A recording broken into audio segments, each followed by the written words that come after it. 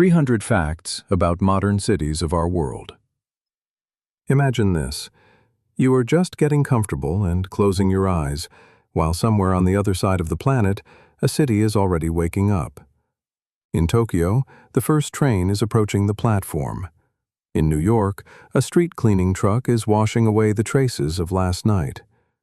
In Dubai, an elevator carries someone above the clouds in seconds. And beneath the streets of Helsinki, Paris, and Singapore, another city is alive. Water flows through tunnels, trains rush past, cables stretch into the darkness, and rooms operate that most people walking above will never know exist.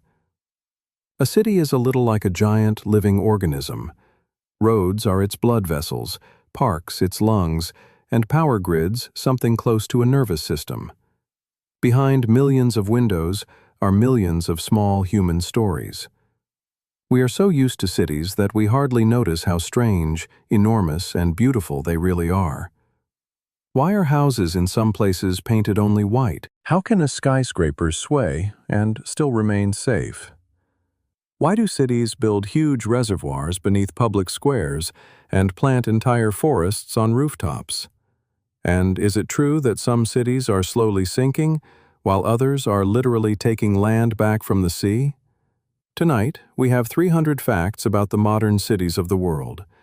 We will step into subway tunnels and onto tower roofs, walk along unusual streets, discover how cities cool themselves during extreme heat, find out where rainwater goes, and learn why one well-placed bench can sometimes change a neighborhood more than an expensive monument. Before we begin, subscribe to the channel. This is a place where we explore the world without rushing, listen to long stories, and learn something new in an atmosphere that makes it easier to relax and fall asleep. Turn the volume down just a little, settle in, and let us begin our long nighttime journey through the cities of our planet. Chapter 1. A Planet of Cities. Let us begin with the widest possible view, as if we had risen high above Earth and were looking not at individual buildings, but at shimmering clusters of light. At night, cities resemble constellations beneath us. They follow rivers and coastlines, connect through roads, and gradually merge with their neighbors. Yet every patch of light has its own logic: old walls, decisions made by long-dead rulers, railway lines, and the habits of millions of people. Sometimes one bend in a street contains more history than an entire museum. Humanity became truly urban only recently. In the middle of the 20th century, most people still lived outside cities. Today, urban life is normal for most of the world, a remarkably sharp turn in human history. According to United Nations estimates, in 2025 the world had more than 12,000 cities with at least 50,000 residents. Together they contained about 45% of the planet's population, not counting countless smaller urban settlements. A city and an urban area are not the same thing.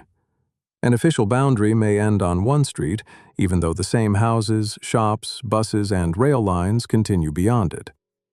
Population figures depend heavily on which boundary is used. A megacity is generally defined as an urban area with at least 10 million residents.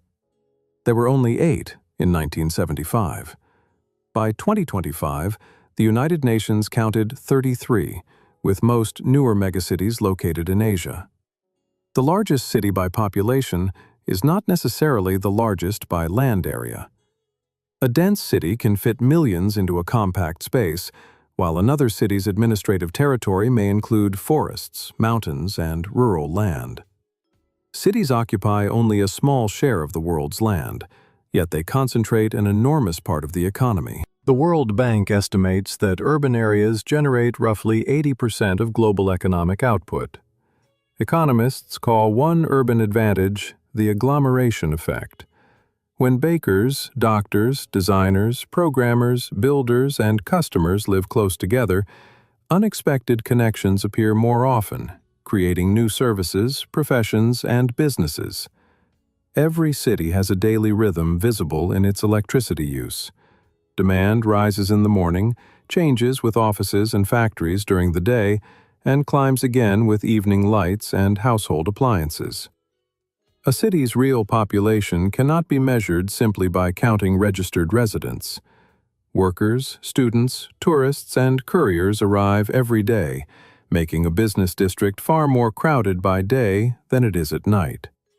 Some communities nearly empty during working hours. These commuter towns send large numbers of residents toward a neighboring center each morning and receive them back each evening, reversing the pressure on roads and trains. The opposite happens in office districts, where illuminated towers may stand almost empty after work. Planners increasingly add homes, schools, and shops so these areas remain alive beyond 9 to 5 office hours. A city can have several centers. A historic center may serve culture and tourism. A business center may grow around a transport hub, and a shopping center may form around major stores. A city's street plan often reveals its age. Winding streets may follow ancient paths and property lines, while a perfect grid usually points to planned expansion. Ring roads sometimes trace long-vanished defensive walls. Moscow's boulevard and garden rings reflect earlier defensive boundaries. Similar traces survive in Vienna, Paris, and many other cities. The stone walls disappeared, but their geometry still guides modern traffic. Manhattan's street grid was approved in the early 19th century, when much of the island was still rural. Planners effectively drew the future in advance, creating easy addresses but many remarkably similar intersections. Not every grid follows the cardinal directions. Manhattan lies on a diagonal, so twice a year the setting sun aligns with its main cross streets. The event is known as Manhattanhenge. Blocks in Barcelona's Eixample district have chamfered corners. Ildefons Cerdà designed them to improve visibility, airflow, and movement at intersections, creating the distinctive octagonal pattern seen clearly from above. Cerdà thought about more than buildings. He planned for sunlight, fresh air, and greenery inside the blocks. Many courtyards were later built over, but some are gradually being returned to residents as gardens. From above, Brasilia resembles an airplane or a bird, although that shape was not the plan's central purpose. Government, hotels, housing, and commerce were separated into sectors, producing impressive order but long everyday journeys. Canberra, Australia's capital, also grew from a design competition. Its plan uses a lake, triangles, and long visual axes. Many 20th century capitals were built as attempts to begin a new national chapter. Washington, D.C., combines a rectangular grid with diagonal avenues. The result is a collection of triangular lots and small plazas, with distant views of important buildings and some unusually complicated intersections. An address system can reveal a city's logic. In Japan, addresses often move from district to block and plot, rather than from street name to house number. It seems mysterious only until the local pattern becomes familiar. In some places, house numbers reflect distance rather than sequence. The number indicates roughly where a building stands along a road, which is useful in rural districts and rapidly growing suburbs. A postal code now tells analysts far more than where to deliver a letter. It may be used to study sales, access to doctors, commuting time, and even differences in life expectancy. Street names change with politics and memory, yet residents may keep using an old name for decades. A market, square, or bus stop can carry several historical identities in everyday speech. In old cities, street width was determined by pedestrians, carts, and defense, not cars. Modern workers must somehow fit cables, pipes, fire engines, and service vehicles into spaces never designed for them. Extremely narrow houses often resulted from expensive land or taxes based on facade width. Builders stretched rooms deep into the plot, leaving architecture shaped by laws that disappeared long ago. Neighborhood boundaries rarely agree. The municipality draws one line, real estate agents use another, and residents may consider a park or major road the true border. A city map also lives in shared memory. Even smell can identify a neighborhood. A bakery, harbor, flowering park, coffee roastery, or nearby sea creates invisible landmarks. Researchers sometimes make smell maps by recording where a street's atmosphere changes. A city is almost never finished. While one building opens with a ceremony, another street is being cut open for pipes or a bus route is changing. A city is not a completed object, but a continuous process. Chapter 2. Streets, Movement, and Public Transport. Now we move down into the morning flow. Someone is running for a bus, someone is waiting on a platform, and someone is quietly hoping the next train is on time. Transport may look like a collection of vehicles, but it is really a system of time. One delayed train can break a connection, move a bus departure, and change the start of the day for hundreds of people. The world's first underground railway opened in London in 1863. Steam locomotives pulled the trains, filling stations and tunnels with smoke. Today, imagining a subway without electric trains and ventilation feels almost impossible. The word metro spread from an abbreviated name for the Paris Underground Railway. Elsewhere, people say subway, underground, U-Bahn, or MRT, but the basic purpose is the same: move large crowds through a dense city. A metro map almost never shows true geography. Lines are straightened, distances stretched or compressed, and angles simplified because passengers usually need station order and connections more than an exact tunnel shape. The famous London Underground map borrowed the logic of an electrical diagram. Harry Beck understood that below ground, travelers care less about north or the river's curve than about clear connections. Fans are not the only things moving air through a deep station. An approaching train pushes air like a piston, while a departing train pulls it behind. That is why a tunnel breeze arrives before the headlights. Subway heat comes from motors, brakes, lighting, and passengers. Over decades, some older systems have warmed considerably, and the surrounding ground that once absorbed heat is no longer enough to keep tunnels cool. Regenerative braking lets a train return some energy to the electrical system. During braking, the motor becomes a generator, and another nearby train may use that energy to accelerate. Platform screen doors do more than prevent falls. They improve ventilation control, keep litter off the tracks, and support driverless operation. Retrofitting them is difficult when older trains have doors in different positions. Driverless metros have operated for decades. Automation controls speed, braking, and intervals, while people continue working on platforms, assisting passengers, monitoring control rooms, and maintaining the system. Line capacity depends on more than train speed. Door count, boarding time, and regular spacing are often more important. An extra 20 seconds at each station can become a serious delay across an entire line. During rush hour, passengers cluster near stairs and passages, while other platform areas remain open. Floor markings, carriage crowding displays, or another exit may improve capacity more effectively than simply making trains faster. An escalator often moves more slowly than it feels. Nearby walls and passing steps create the sensation of speed. On very deep stations, a single ride can last several minutes. Stand right, walk left is not always the most efficient rule. On a packed escalator, standing on both sides allows more people to fit, so some transport authorities ask passengers to use every step. Metro trains often receive electricity from a third rail beside the track. Other systems use overhead wires. The choice depends on tunnel dimensions, safety rules, history, and compatibility with existing equipment. Rail gauge can vary not only between countries, but between cities. Old engineering decisions, and sometimes efforts to keep foreign trains out, can make it harder to connect lines or buy standard vehicles. A tram can carry more people than an ordinary bus, although its route is less flexible. Rails also signal permanence, influencing shops and housing along a future route even before service begins. Some modern trams travel without visible overhead wires. They may use batteries, a protected ground-level power rail, or charging at stops, preserving clear views in historic city centers. Bus rapid transit tries to give buses some advantages of a metro. dedicated lanes, level platforms, and payment before boarding matter far more than simply using a larger or more powerful bus.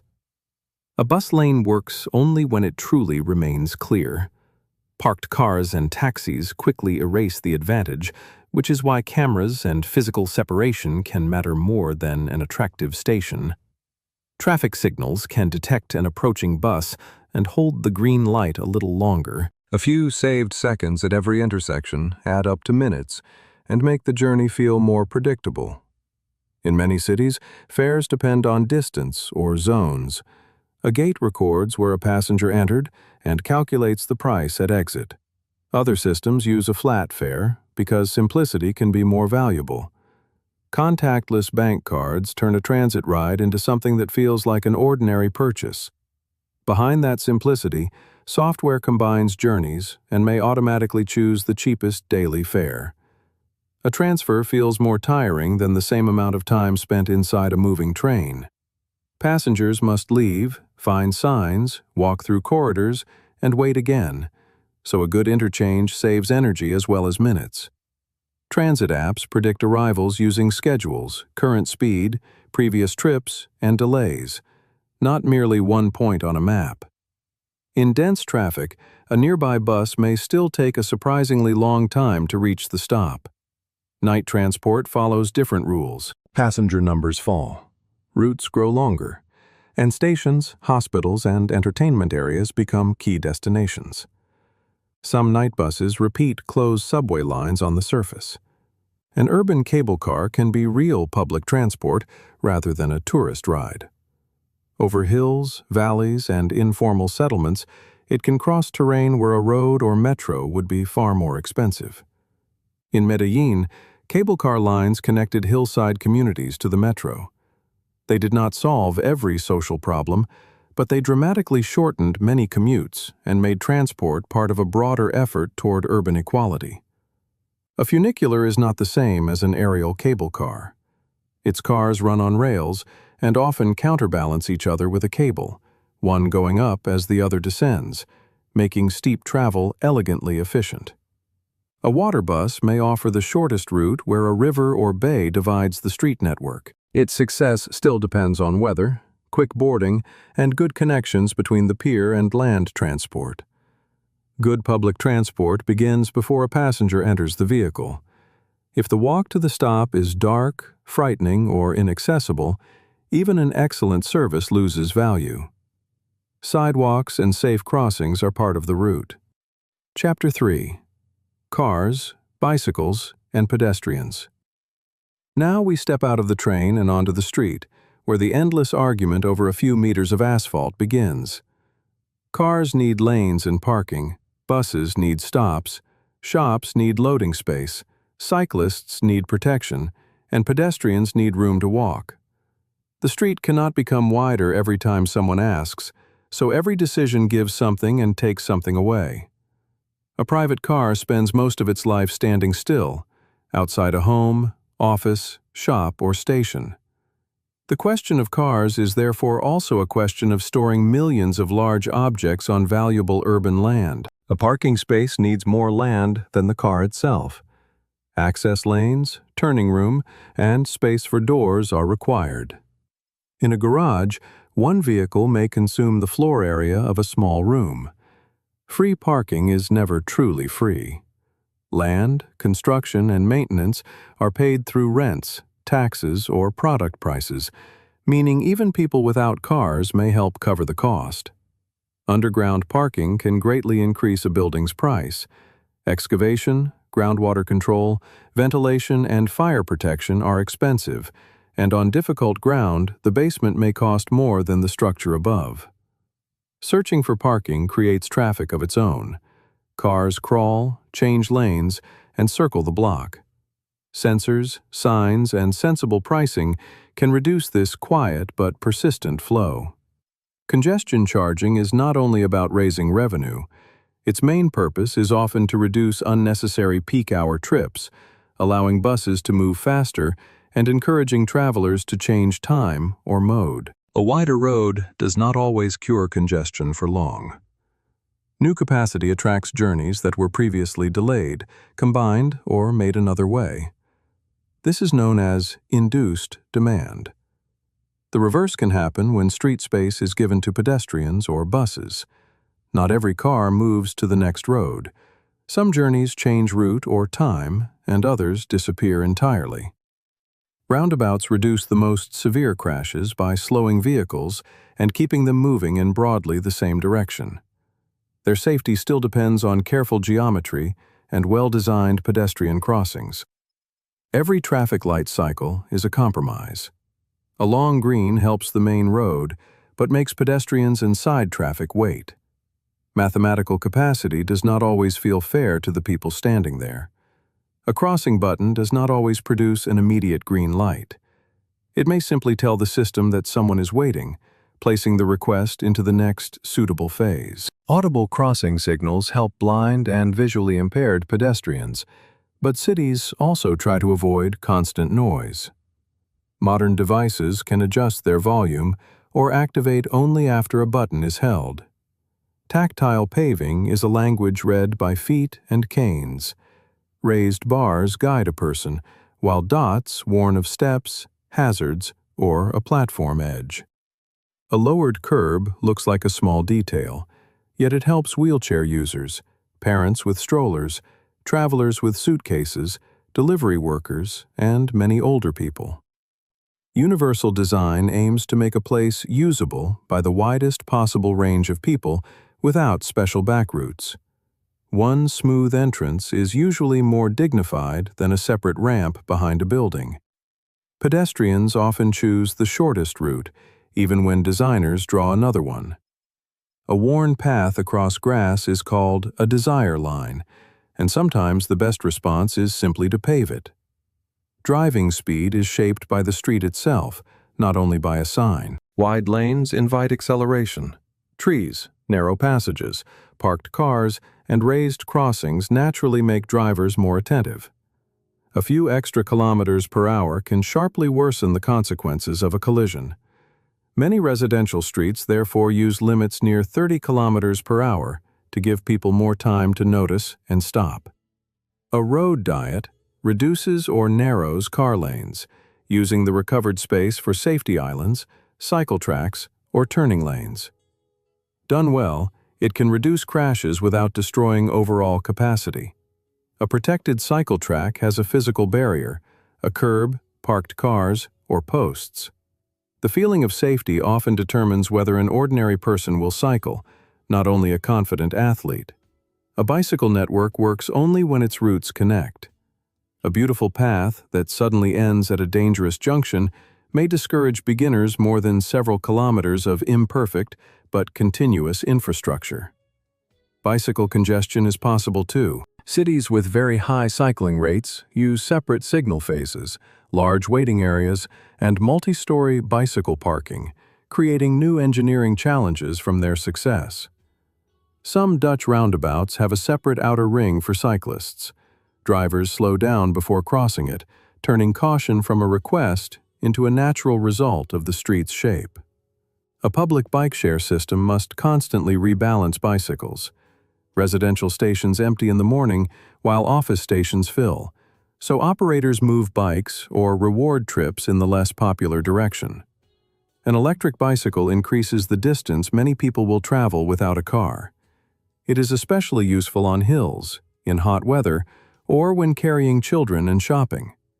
Cargo bicycles can replace some delivery vans on the final kilometer.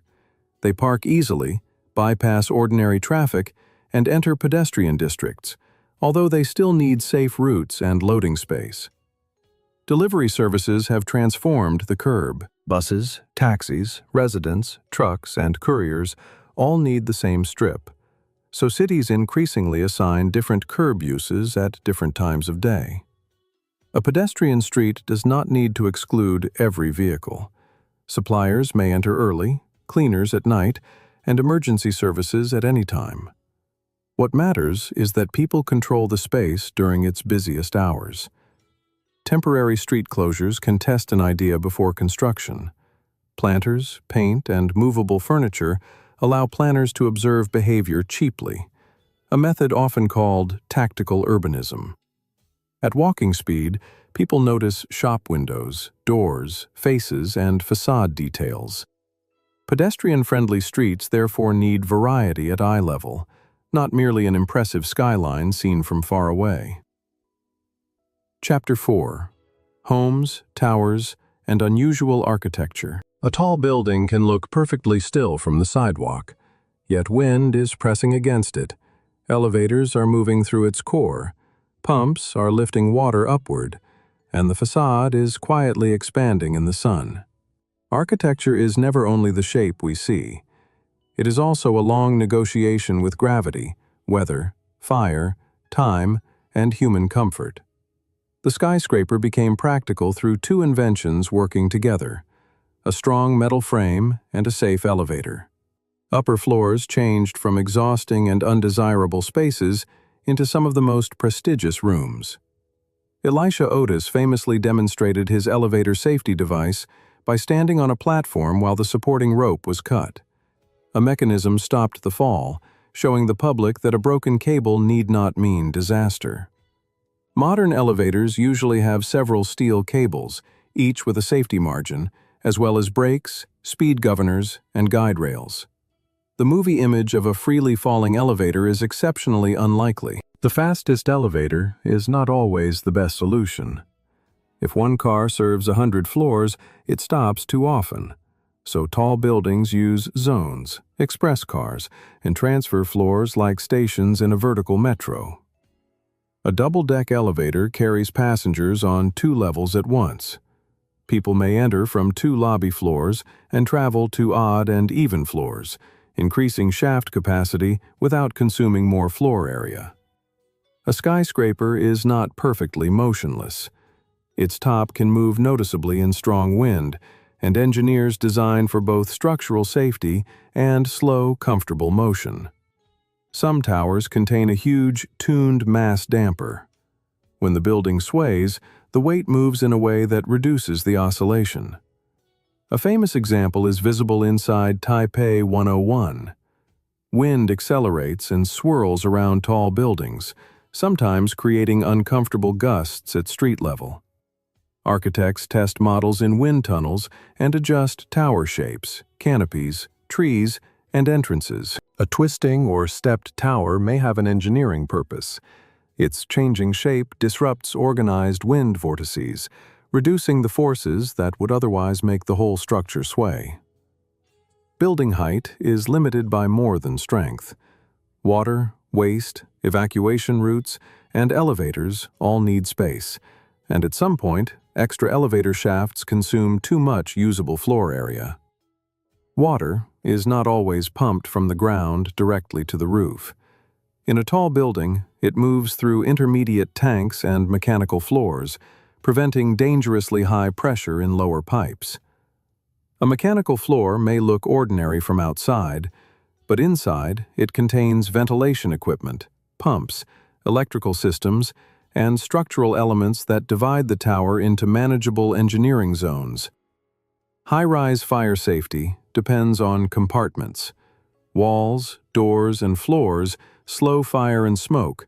Protected stairs provide escape routes, and some buildings include refuge floors. Stairwells in skyscrapers can be pressurized. When doors are closed, slightly higher air pressure helps keep smoke outside and preserves a clearer route for evacuation. A glass facade is not simply one enormous window. Modern units use several panes, coatings, and sealed cavities to admit light, retain heat, limit solar gain, resist wind, and reduce noise. A highly reflective facade can overheat a neighboring street or dazzle drivers. Designers model building shape and glass reflectivity before construction to prevent concentrated glare. A double-skin facade places one envelope inside another. Air, blinds, and maintenance walkways occupy the gap, helping manage heat and noise while making maintenance more complicated. Window cleaning is planned while a tower is still on the drawing board. Roof rails, cranes, and platforms must eventually give a worker or robot access to every panel. A skyscraper facade constantly moves slightly with wind and temperature. Panels need flexible connections so they can expand, contract, and shift without cracking. The shadow of a tall building can stretch across several blocks. Some cities protect sunlight in parks and important streets, shaping towers around invisible corridors of sun. Early 20th century New York zoning encouraged stepped towers so daylight could reach the street. The resulting wedding cake skyline became one of the city's most recognizable architectural forms. Development rights in the air can be sold. If a low building has not used all its permitted floor area, a neighboring project may buy that unused potential and rise higher. Very slender residential towers became possible through expensive land, new materials, and advanced engineering. Their panoramic apartments come with unusually difficult construction on tiny sites. A tower crane can climb as the building rises. The top section lifts itself. Another mast segment is inserted, and at the end, smaller cranes dismantle the main machine. Concrete for a high-rise may be pumped hundreds of meters upward. The mixture must remain fluid without separating, turning temperature, timing, and pressure into a precise operation. A building can retain a kind of memory of the weather during construction. Steel expands in heat and contracts in cold, so surveyors account for temperature when positioning elements. A modular building is assembled from three-dimensional factory-made units. Windows, wiring, bathrooms, and finishes may already be installed before cranes connect the modules on site. Tall timber buildings use engineered panels and beams rather than ordinary boards. Layers are bonded in different directions, and thick members char on the outside, slowing deeper burning.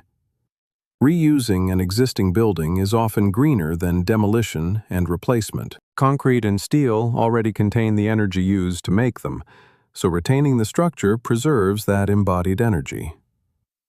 The longest-lived buildings tend to accept change.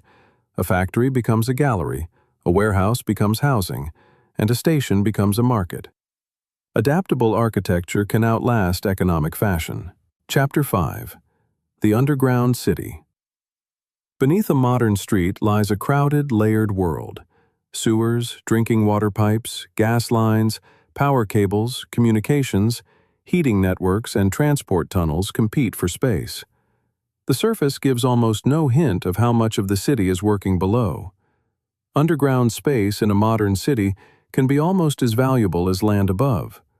Water, sewage, gas, power, communications, heating, and transport systems all compete for a narrow and increasingly crowded territory. Utility networks rarely lie in perfect order. Old pipes may predate accurate maps, and records may be lost. Engineers study archives, scan the ground, and dig test holes, yet surprises still appear. Colored marks sprayed on asphalt before construction form a language of underground utilities. Different colors identify electricity, gas, communications, water, and sewers, warning excavator operators where blind digging would be dangerous. Most sewage systems rely on gravity. Pipes maintain a small, steady slope, so wastewater moves without constant pumping. Pump stations are needed only where the terrain cannot carry the flow onward. A sewer pipe should not be too steep either.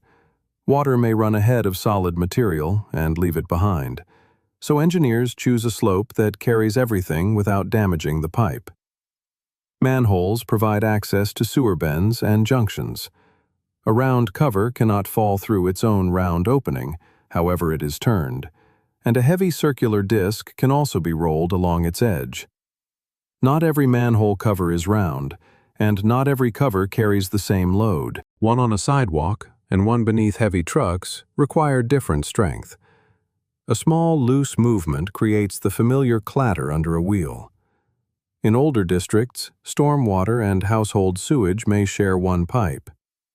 Heavy rain can overwhelm the system, forcing emergency overflows to prevent the mixture from backing up into buildings.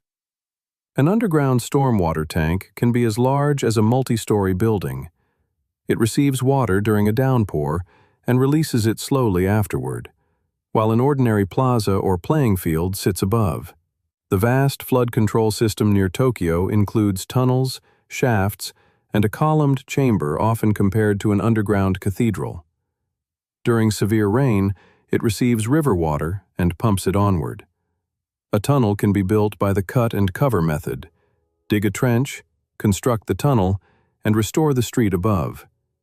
It is straightforward, but temporarily turns a road into a long construction site. A tunnel boring machine works deeper, with much less disruption at the surface.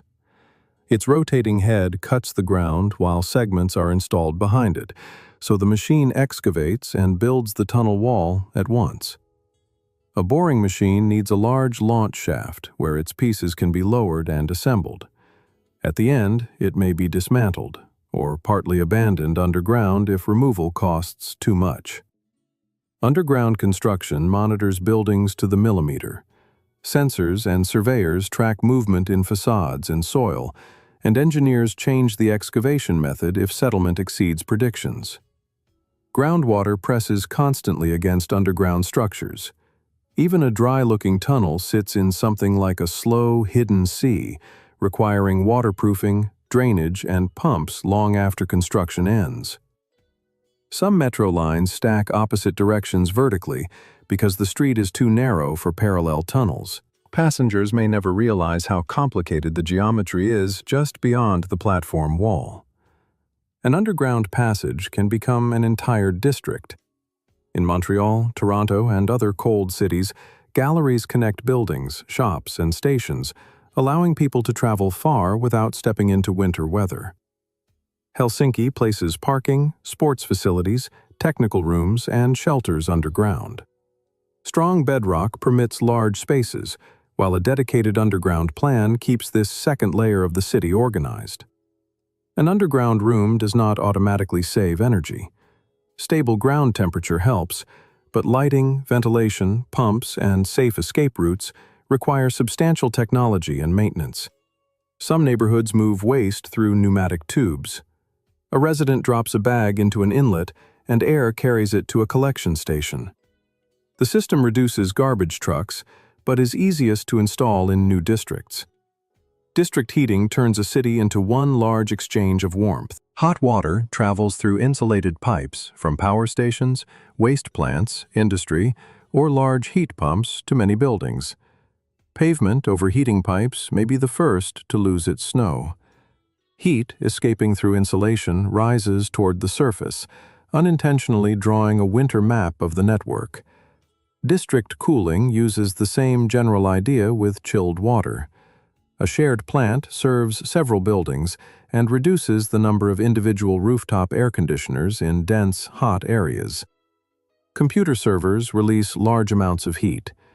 Some cities connect data centers to heating networks, allowing digital calculations to warm household water and radiators. Fiber optic cables carry data as pulses of light. Beneath one street, thin strands may connect homes, banks, hospitals, and countries, making a modest-looking cable one of the city's most important arteries. Damage to one cable can stop payments, communications, and office work far from the excavation. Critical networks are therefore built with loops and alternative routes so data can travel around a break. Electrical substations are increasingly hidden inside ordinary buildings. Behind a quiet facade without shop windows, equipment may be supplying power to an entire neighborhood. A water network stays pressurized.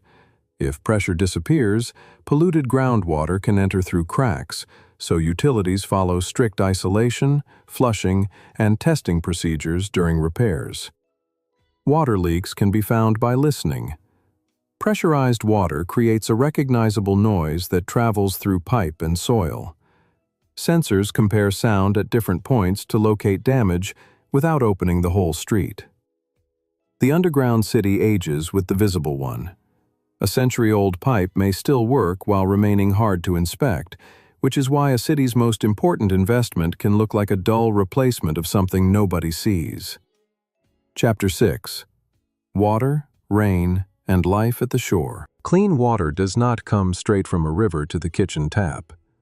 It passes through treatment, disinfection, reservoirs, pumps, and kilometers of pipe.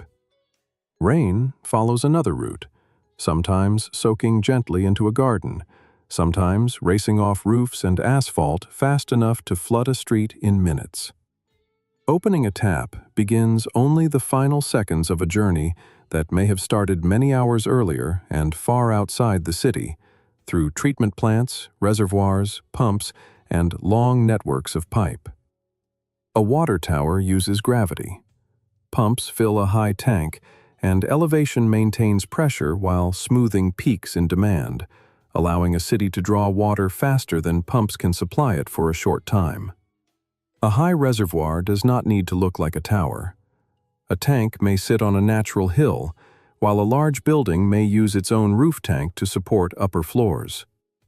Wooden rooftop tanks are still used in New York because they are simple and reliable. Wet wood swells and seals small gaps, preserving a century-old technology inside a modern skyline.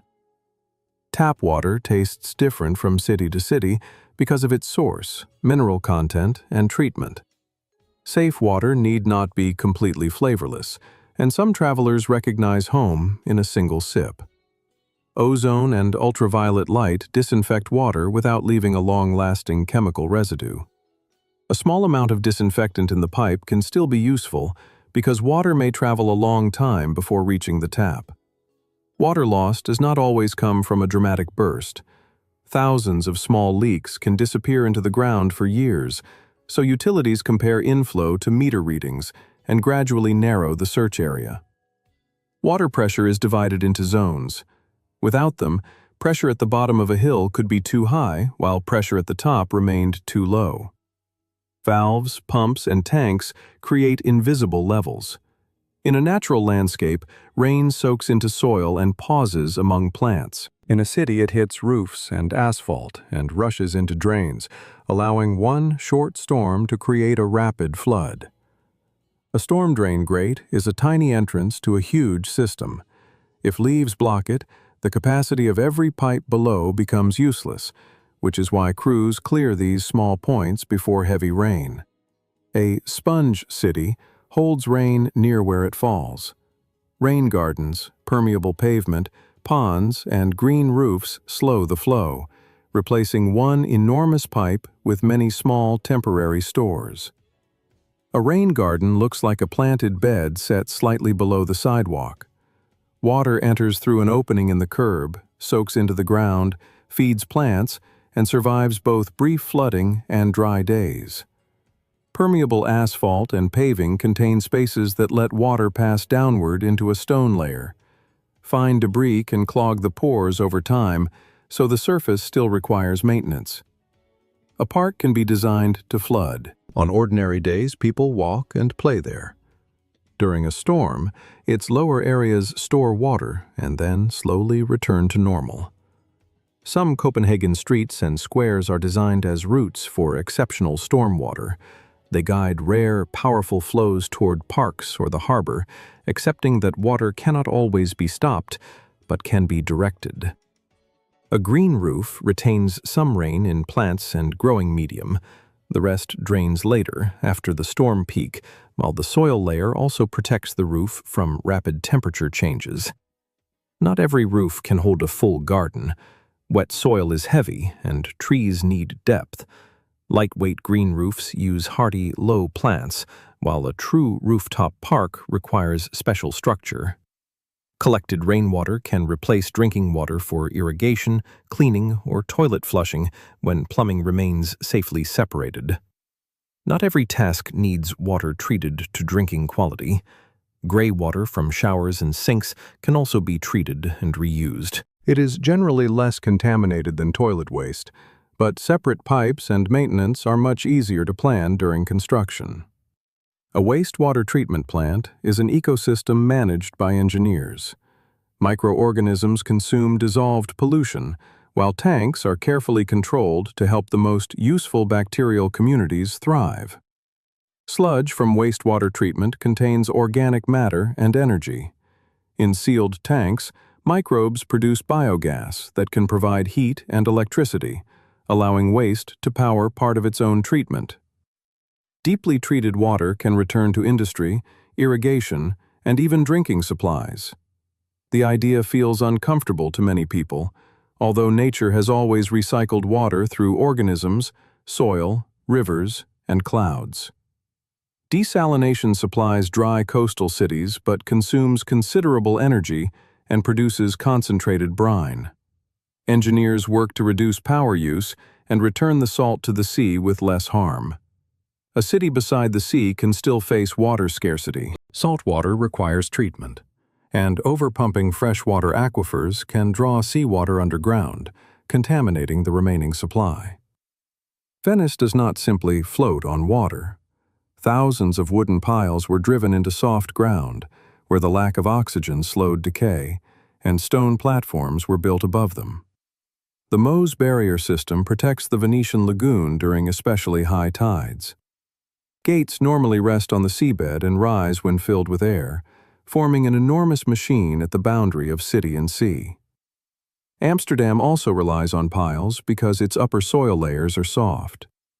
Modern foundations use concrete or steel supports extending toward stronger ground, making even ordinary repairs dependent on what lies far below.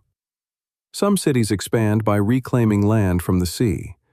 Dikes, pumped sand, and drainage create new territory, but the artificial ground may continue compacting long after streets and buildings appear. Land reclamation changes the movement of water and sand along a coast. Protecting one place may increase erosion somewhere else, so engineers must consider the entire shoreline system. A modern waterfront is increasingly designed as a layered edge rather than one hard wall. Lower terraces may flood temporarily, plants soften waves, and higher paths remain safe, helping the city live with water.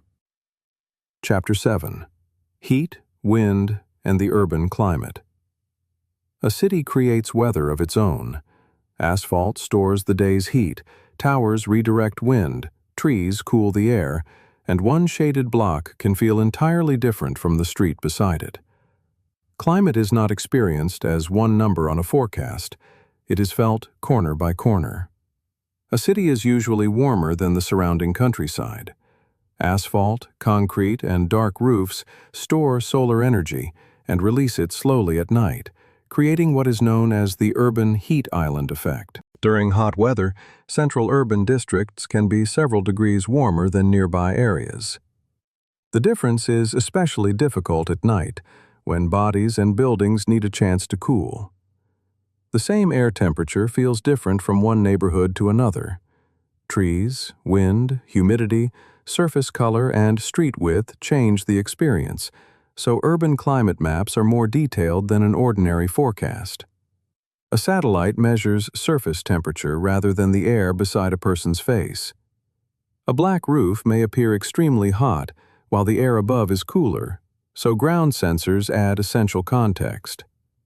Dark asphalt absorbs more solar energy than a pale surface. Cool roofs and pavements reflect more light, though overly bright materials can create glare, making balance important. A tree cools a street in two ways. Its crown creates shade, while leaves evaporate water and remove heat from the air. A mature tree therefore performs very differently from a small decorative sapling. Planting a tree is not enough. Roots need space. Pipes, compacted soil, and foundations crowd the ground, so modern planting cells create protected volumes of soil beneath the pavement. Young urban trees are most vulnerable during their first years. They need watering, trunk protection, and proper pruning. Funding planting without long-term care can quickly turn a green plan into empty holes. A diversity of tree species protects a city from one disease or pest. A street planted entirely with one species can lose every tree at once, while variety makes the urban forest more resilient. The urban forest includes more than large parks.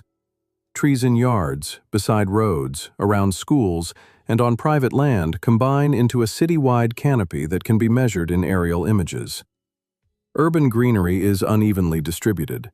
Wealthy neighborhoods often have old, large trees, while dense districts have hot courtyards and little shade, making tree cover an issue of fairness as well as beauty. A park supports health in several ways: movement, rest, social contact, cooler air, and lower stress.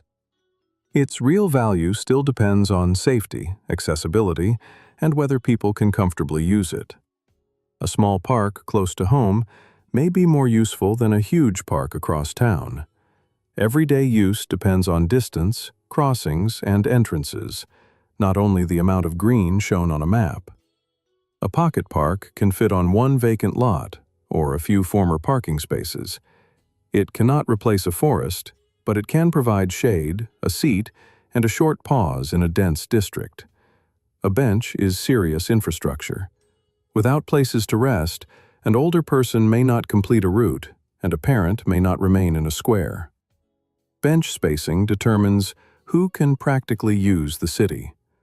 Some benches are deliberately designed to prevent lying down or lingering. This hostile architecture moves a social problem out of view without solving it, which is why it remains controversial. A fountain cools a small surrounding microclimate rather than an entire city. Evaporation removes heat most effectively in dry air, while water use demands greater care in humid or water-scarce places. Misting systems release droplets small enough to evaporate before landing.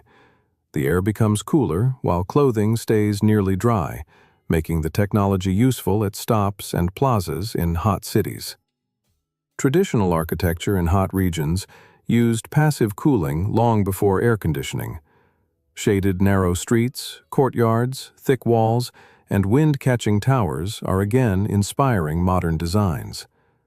An air conditioner cools indoors by throwing heat outside. Thousands of units on one street warm the outdoor air while increasing peak electricity demand, creating a self-reinforcing cycle. A heat pump can both cool and warm a building. It does not create heat directly, but transfers it between a room and the outside environment, with efficiency depending on conditions and design. Deep underground, temperature changes less than at the surface. Ground source loops use soil as a large heat exchanger, depositing extra heat in summer and taking some back in winter. Street shape controls wind. A long, straight corridor between buildings can accelerate it, while an enclosed courtyard may become still. Computer models reveal where air will refresh or stagnate. A tall tower may direct wind down its facade, creating umbrella-turning gusts at the entrance. Canopies, trees, screens, and changes to the lower floors help break up the flow. Wind vortices make snow collect unevenly around high-rises. One sidewalk may remain almost clear, while a large drift forms nearby. So wind studies matter in winter as well as summer. Northern cities spend enormous effort not merely removing snow, but storing it. Road snow contains salt, sand, and pollution, and cannot always be dumped into rivers, so melt and treatment sites are needed. Heated pavement is used selectively at entrances, steps, platforms, and dangerous slopes. It reduces ice, but consumes energy, sometimes using return water from heating networks or other low-temperature waste heat. Road salt lowers water's freezing point, but damages plants, metal, and freshwater ecosystems. Cities improve dosing, pre-wet salt, and use pavement forecasts to avoid spreading more than necessary. A coastal city may receive a natural daytime breeze because land heats faster than water. If buildings block pathways from the shore, that cooling air struggles to reach inland neighborhoods. Climate resilience means continuing to function during heat, storms, floods, or cold, and recovering quickly. It depends on thousands of choices, from hospital backup power to one shade tree beside a bus stop.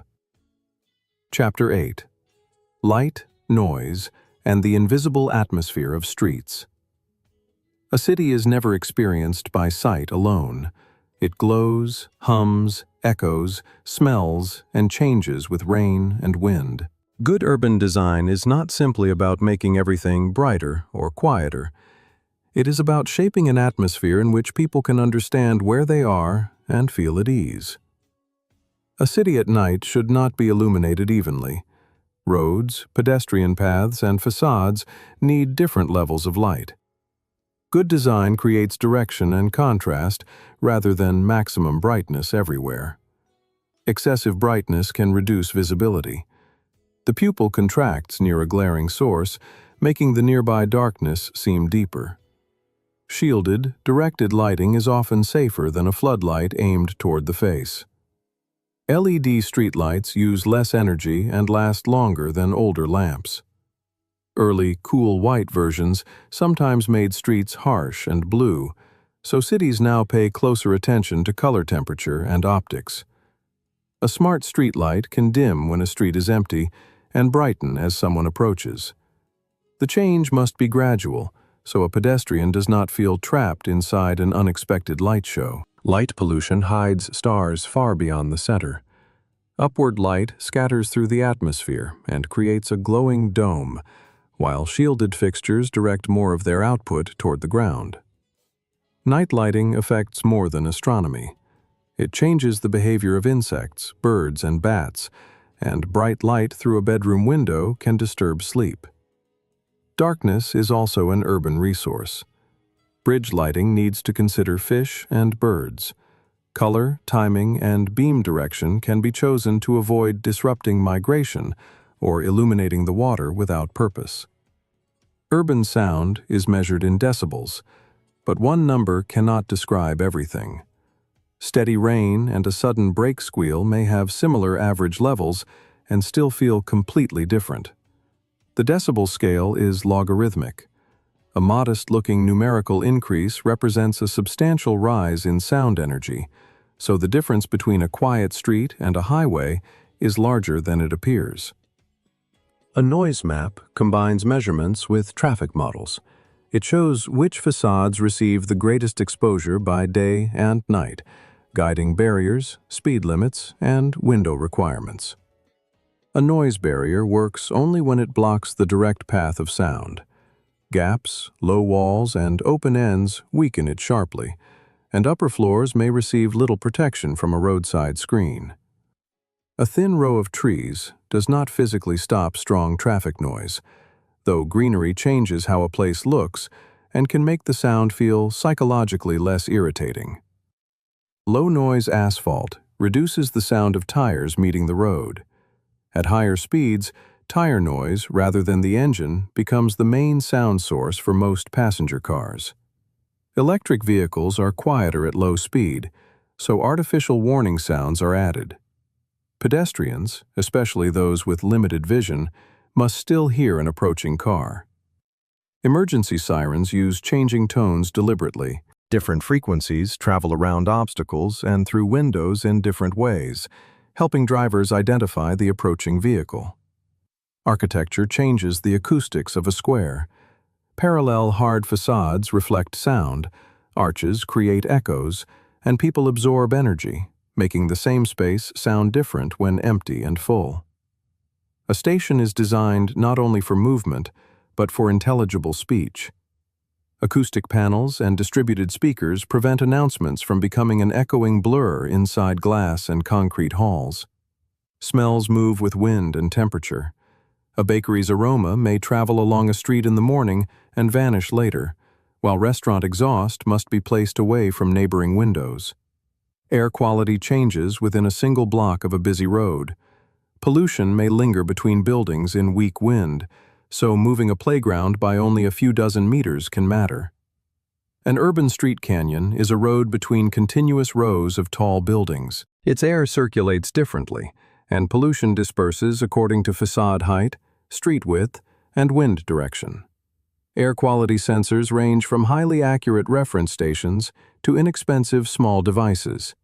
Cities combine a few precise stations with a broad network that provides more detailed local coverage. Subway dust differs from street dust. Wear from wheels, rails, and brakes adds metal-rich particles, while ventilation, cleaning, and new brake materials can help lower concentrations. Street washing cannot solve air pollution, but it removes some dust and grime from surfaces. It matters especially after winter, when sand, road treatment, and tire particles collect along curbs. Tires and brakes release particles even from electric vehicles. Removing the exhaust pipe does not make a car impact-free. Weight, speed, and driving style still matter. No idling rules near schools and hospitals reduce emissions at the exact place where people wait, doors open, and vulnerable groups may be exposed. Urban quiet does not mean absolute silence. Leaves, footsteps, conversation, and water create a calm soundscape, so planners increasingly discuss making good sounds rather than merely fighting noise. A tower clock once synchronized an entire neighborhood. Phones now tell personal time, but bells, school signals, station chimes, calls to prayer, and morning markets still shape public time. A facade color changes with light, humidity, and neighboring surfaces. Designers therefore examine full-size material samples outdoors at different times, because a small tile inside can be misleading. Wayfinding uses more than words. Line colors, symbol shapes, exit numbers, and pictograms help people who do not know the language, while repeated confirmation reduces anxiety. A city's atmosphere is made from things difficult to place in a master plan. Rain reflections, a distant train, coffee near a station, and voices in a courtyard. Infrastructure sets the stage. People bring it to life. Chapter 9. Food, Waste, and the City's Hidden Exchange. Every day, an enormous city imports food and sends material back out as waste. Markets resemble a digestive system, while warehouses, refrigerators, trucks, and collection routes act like hidden internal organs. Breakfast on a quiet morning depends on a whole economy that worked through the night. Every city imports vast amounts of food and exports waste each day.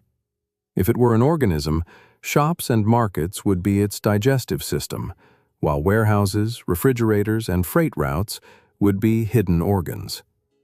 Fresh food often arrives at night when roads are clearer. Markets unload, bakeries begin work, and restaurants receive supplies while residents sleep. An ordinary breakfast rests on an entire nighttime economy. A wholesale market may begin before dawn.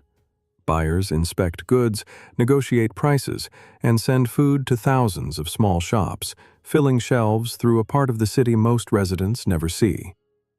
The cold chain must remain unbroken from producer to store. Sensors track temperature in containers, warehouses, and vehicles because only a few warm hours can shorten shelf life without changing a product's appearance. The final kilometer of delivery is usually the most expensive. One large shipment is easy to move between warehouses. Reaching hundreds of individual doors requires couriers, lockers, and small distribution hubs. A parcel locker reduces failed deliveries by letting one courier leave many orders at one point. The lockers still require electricity, access, and a piece of public or private space. A neighborhood shop does more than sell milk. Its light and steady flow of people create chance encounters, while refrigeration noise, unloading, and waste require considerate design. A street market transforms space quickly. Stalls fill a square in the morning and disappear by evening. Water, electricity, canopies, and storage make this daily change safe and practical. Urban agriculture rarely feeds a whole metropolis, but it provides fresh greens, education, and contact with nature. A courtyard garden may be more valuable for introducing neighbors than for the size of its harvest. A rooftop greenhouse uses sunlight and expensive urban space. It might share heat or carbon dioxide with the building below, though weight, wind, logistics, and operating costs determine whether the idea works. A vertical farm grows plants in stacked layers under controlled light. It saves land and shortens delivery distance, but consumes electricity, favoring fast-growing, high-value crops. Food waste is created in homes, stores, restaurants, and warehouses. Prevention is usually more valuable than perfectly processing food that has already been discarded. Separate waste collection works only as a complete chain. Colored bins are useless without clear rules, separate transport, sorting facilities, and buyers for recycled material. One mistake can contaminate an entire load. Food residue ruins paper, and ceramics interfere with glass processing, which is why a simple instruction on a bin may outperform a long campaign. Bin colors are not universal. Blue may mean paper in one city and mixed recycling in another, so travelers must read symbols instead of trusting color alone. A garbage truck compresses waste to carry more per trip.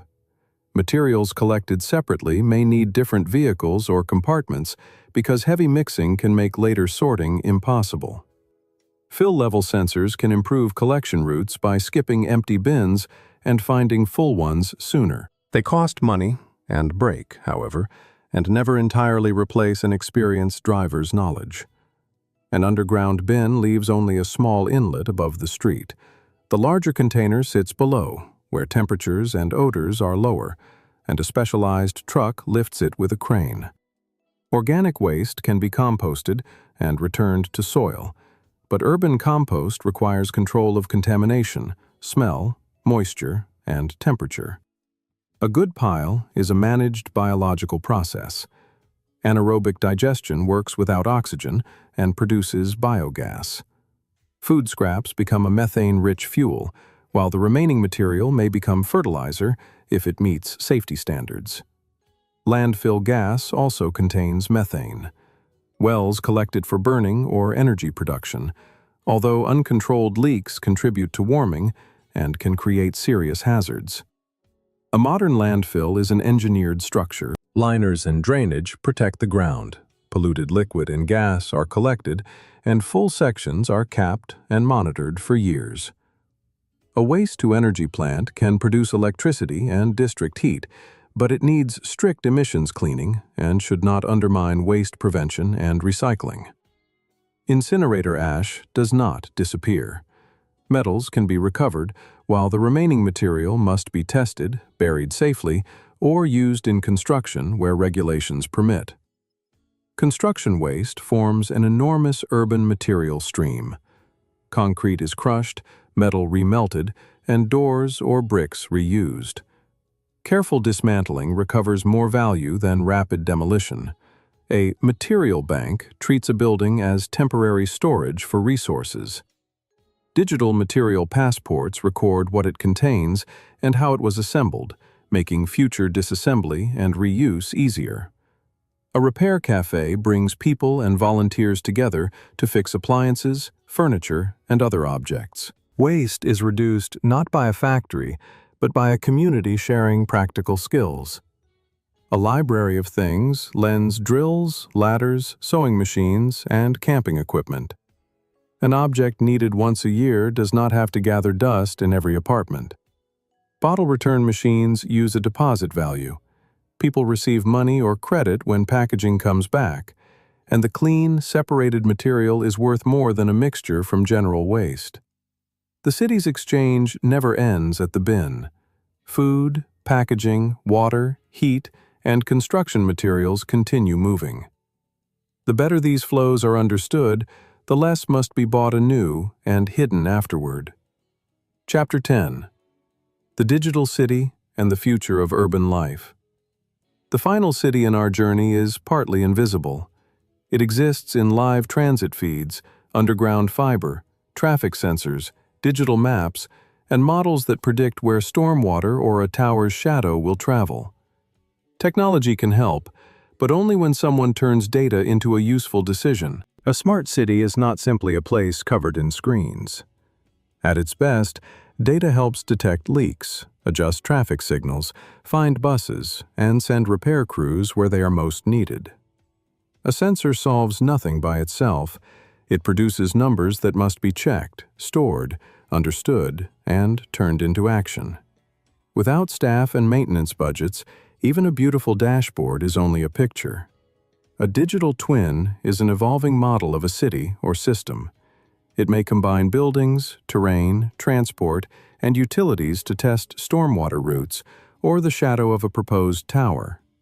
A three-dimensional model is not automatically more accurate than a simple map. Quality and purpose matter. Sometimes curb height and street slope are more useful than a beautifully rendered facade. Open urban data allows researchers and developers to create maps and applications from transit schedules, budgets, tree records, and roadwork. The information must stay current, or trust quickly disappears. The GTFS format helped transit schedules work across many applications. A city publishes stops, routes, and times in a shared structure instead of requiring developers to decode every operator separately. Real-time transit needs a separate data stream. A bus sends its position, software links it to a trip and predicts arrival, and filters correct GPS errors caused by tall buildings. Urban navigation combines satellites, cellular networks, maps, and phone sensors. Underground, satellite signals vanish, so apps use beacons, device movement, and known entrances. Tall buildings create an urban canyon for radio signals too. Waves reflect from facades, giving a phone several delayed versions of the same signal that algorithms must separate. Fifth-generation networks use many small base stations where one large tower is insufficient. Higher frequencies carry more data, but are more easily blocked by walls, trees, and other obstacles. Public Wi-Fi seems simple, but requires security and maintenance. An access point must survive weather, thousands of connections, and abuse. And sometimes a reliable mobile network is more useful. A camera can count traffic without storing faces. Software converts images into anonymous numbers of cars, bicycles, and pedestrians. But privacy rules should clearly explain what the city collects. Automatic license plate recognition manages toll zones and parking, yet errors can affect a specific owner. Data retention, database security, and a fair appeal process are essential. A smart traffic signal does not need to change chaotically every second. It usually chooses among tested plans or cautiously adjusts phase length, preserving predictability for pedestrians. An elevator button is a simple urban request on demand. Modern systems ask for the destination first and group passengers traveling towards similar floors. A delivery robot must understand curbs, doors, dogs, snow, and people who stop suddenly. Autonomy that works in a laboratory becomes much harder on an ordinary sidewalk. A self-driving car can detect lanes and vehicles, but human intentions are difficult to read.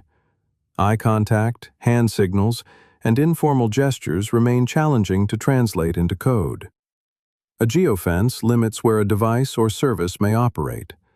A shared scooter may slow in a park or refuse to end a rental near a metro entrance, although GPS does not always match the map perfectly. An electric scooter fills the gap between walking and public transport.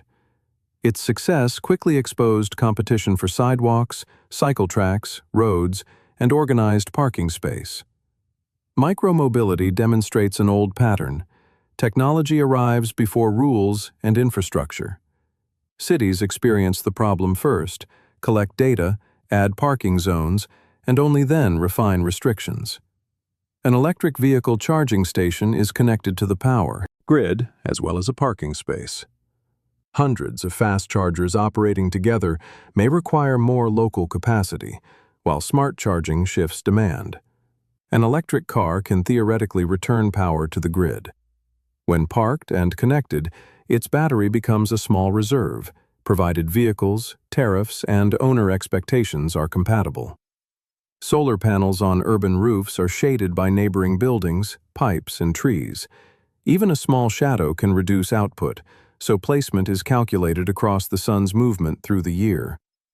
A microgrid links local generation, batteries, and users. During a wider outage, it can separate from the main grid and maintain hospitals, shelters, and communications. A street battery may be an entire building or container with cooling, fire protection, and controls. It stores cheap or solar electricity and releases it during peak demand. The 15-minute city is the idea that daily needs should be reachable near home by walking, cycling, or a short ride. It is about convenience, not forbidding people to leave. Mixed-use development combines homes, work, shops, and services. It keeps an area active at different hours and reduces some trips, while dangerous or noisy industry still belongs away from housing. A flexible building can change purpose without complete demolition. Adequate ceiling height, a useful structural grid, and accessible services can turn an office into homes or workshops. The future city will probably be mostly the city that already exists. The main work is insulating old buildings, replacing pipes, adding shade, improving streets, and connecting neighborhoods. A city is not made only by mayors, architects, and engineers. Millions of small choices, walking, planting, opening a cafe, repairing a house, or greeting a neighbor, change it every day. And so, our journey through the modern cities of the world comes to an end. We have walked along noisy avenues and quiet courtyards, entered tunnels, climbed to rooftops, and looked inside water pipes, elevator shafts, and even the invisible digital layers of the street. Perhaps tomorrow, when you step outside, you will notice something you once passed without thinking. A round manhole cover above an underground network, a young tree with one small square of soil, a gust of wind beside a tower, a bus given a few extra seconds of green light, or a simple bench that makes somebody's journey easier. Cities appear permanent, but they change every minute. Old walls stand beside fiber optic cables, ancient streets lead toward driverless trains, and a wooden rooftop tank works beside a digital sensor. Perhaps that is why cities can be studied forever. Each one holds answers to old questions while creating new ones. If you are still awake and enjoyed this journey, tell us in the comments which city seems most unusual to you and what you would like to hear about next. Like the video and subscribe to the channel so you do not miss more calm stories about our world. For now, there is nowhere you need to hurry. Let the distant hum of the imagined city grow quieter. One by one, the lights in the windows go out. The last train enters the tunnel. An empty street shines after the night rain, and the city continues its invisible work while you rest. Good night, and until we meet again.